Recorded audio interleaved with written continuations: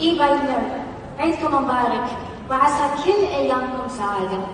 معكم المذيعة نسرين سروري، سعيدة جدا بوجودي معاكم اليوم وأطل عليكم بأجمل إطلالة من هيام بيوتي وبمساء جميل ومن أجمل ليالي اسطنبول. Herkese iyi akşamlar. Bu kadar şehir İstanbul'da sizlere olmaktan çok mutluyum ve şeref ediyorum.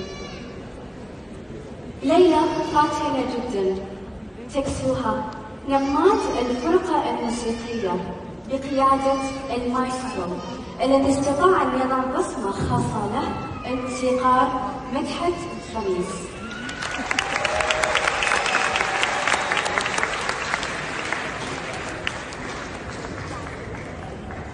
ألا تعلم بأنك وحشنا موت،